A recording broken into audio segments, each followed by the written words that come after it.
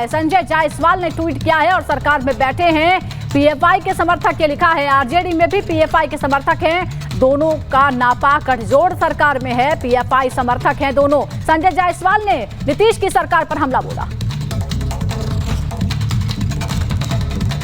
और शिक्षा परियोजना परिषद के द्वारा सीमांचल के जिलों में यह पूछा जाना कि चीन के नागरिक को, इंग्लैंड के नागरिक को, नेपाल के नागरिक को, भारत के नागरिक को और उसी के साथ कश्मीर के नागरिक को क्या कहते हैं, यह बताता है कि यह सरकार कहीं न कहीं सरकार में बैठे हुए पीएफआई समर्थकों के और राजद के जो समर्थक पीएफआई हैं उनका नापाक गठजोड़ है। सीमांचल के जिलों में हिंदी स्कूलों में भी शुक्रवार को बंदी करके शिक्षा विभाग पहले से ही एक तरह से अलग करने की साजिश रच रहा है और अब उन स्कूलों में यह पूछा जाना कि भारत के नागरिकों से और कश्मीर के नागरिक अलग हैं, यह बताता है कि पूरी की पूरी सरकार पीएफआई के गठजोड़ के साथ है।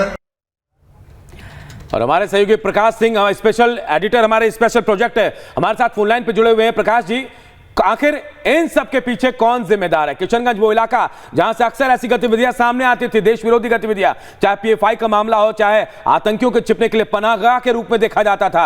अब यहां यह बताया जा रहा है कि कश्मीर अलग देश है, पूरे देश को पता है कि कश्मीर भारत का अभिन्न अंग है। ऐसे में किसकी जिम्मेदारी बनती है ये? देखिए, बिल्कुल हास्यास्पद है और जिस तरीके से ये गलती की गई है वो तो अक्षम्य है।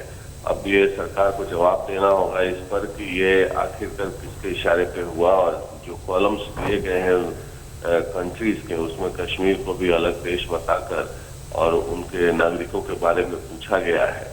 तो इससे पहले भी हम लोगों ने कई स्टोरीज किया जिसमें कि किशनगंज और सीमांचल बेल्ट में जो स्कूल में जो नॉन उर्दू स्कूल थे उनमें भी फ्राइडे को, शुक्रवार को छुट्टी मनाया जाता था और इस पर सरकार ने संज्ञान लिया। तो विपक्ष इस पर जोरदार हमला बोल रहा है, जैसे कि संजय जायसवाल ने कहा कि पीएफआई के साथ गठजोड़ है। अब ये देखना है कि सरकार इस पर क्या कार्रवाई करती है और सरकार कटघरे में खड़ी हो चुकी है। जी प्रकाश जी, ये जो पाठ्यक्रम बच्चों को पढ़ाया जा रहा है इसमें ऐसा लग रहा है कि शायद किशनगंज अपने आप में एक अलग देश है, जहां का अपना अलग पाठ्यक्रम है, उसके फैक्ट्स, उसकी हिस्ट्री अलग है, उसकी ज्योग्राफी अलग है। ये बिल्कुल इसी तरह का प्रतीत होता है, क्योंकि किशनगंज जैसा कि अब पहले भी कई मामले आ चुके हैं, स्कूली मामले, जिसमें कि किशनगंज को वो बताते हैं कि माइनॉरिटी एरिया है, इसीलिए यहाँ पर जो भी नॉन उर्दू स्कूल है उसको उसमें मदरसे की तरह शुक्रवार को छुट्टी दी जाती है। तो ये तो उनकी मानसिकता बन ही चुकी है उस इलाके में, और लगातार बीजेपी भी सवाल खड़ी करती रही है। अब सबसे बड़ा सवाल यह है कि अधिकारी भी क्या ये मान चुके हैं कि वो वहाँ पर माइनॉरिटी का दबदबा है, तो इसलिए वहाँ पर खुली छूट दी जा रही है।